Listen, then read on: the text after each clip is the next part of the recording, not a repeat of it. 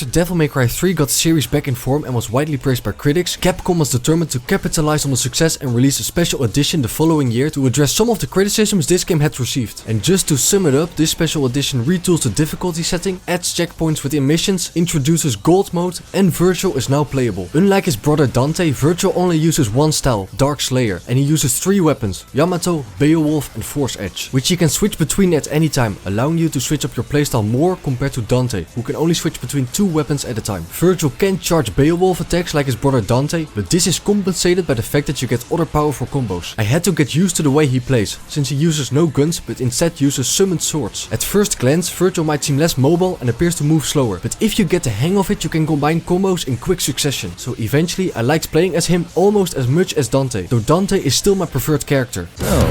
You want a piece of me, literally? Compared to my first playthrough in the base game, my playstyle had already improved a lot, and as a result I was able to get much higher mission rankings, and as a result I had even more fun than when I played DMC3 for the first time. I'm absolutely crazy about it! While his story starts promising with a new cutscene, unfortunately for the rest of the game you just play through Dante's missions as Vergil. Because they play differently, I don't mind it as much, though it is a bit lazy. Vergil does get a unique secret mission in mission 10, as he is not able to fly like Dante, and thus the mission had to be changed. Something else worth noting is that Secret Mission 9 is impossible on the normal difficulty if you play as Vergil and don't use items. I tried to beat it for 30 minutes, and only when I used the holy water for the last appearing enemies was I able to beat it and claim the blue orb fragment. What's wrong?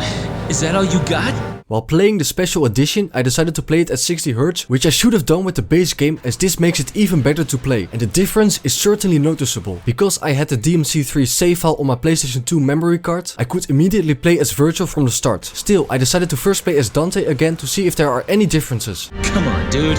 Don't you have any hobbies? For the North American version, the difficulty was adjusted to be similar to that of the Japanese and PAL release, and a new, very hard mode was added. You can now also fight Jester up to 3 times, with the first fight being mandatory. The fights are just okay, nothing too special, though I did find it more challenging to dodge the incoming projectiles during the 3rd fight against Jester, but it's still nice that they included this in the special edition. There are also now new alternative outfits for Dante and Vergil. Aside from Vergil being playable, the addition of gold mode is easily the best, as you can now always restart at the latest checkpoint regardless of whether you have gold orbs. Now the gold orb instantly heals you, so you can get back into the fight. But now that I could just restart at the latest checkpoint, I felt less incentivized to use items, and this made it much easier to go for the highest mission ranking. Another change is the fact that in some missions the enemy placement has been changed, like in mission 15.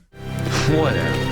Making a return in the special edition is Bloody Palace, which is a great way to learn combos and get some red orbs. Though I have to admit that I find the first levels boring to play through, and I personally wish you could skip 1000 levels to get to the more challenging sections, as having to go through these earlier levels can be quite annoying and boring, which is why I didn't end up playing Bloody Palace all that much. The special edition also has the turbo mode, which speeds up the gameplay even more, but since I have the PAL version, this is unfortunately not available. Sorry, not open for business yet. Thanks to the demo digest mode, you can now also rewatch cutscenes and see all the secret mission numbers hidden in the cutscenes, which is nice since I missed most of them the first time around. Small details like this show the love the developers put into this game. I love this.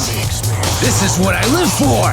Even though I don't mind that Vergil doesn't get his own levels, I still think the developers could have at the very least changed the boss fights with Vergil, as during the Vergil boss fights you are now fighting Vergil with a red coat instead of a blue one. Fighting Dante instead of Vergil in these sections would have been refreshing, and small things like this go a long way in showing that they actually put some effort into this, whereas now it feels more like a lazy effort. Dude, the show's over.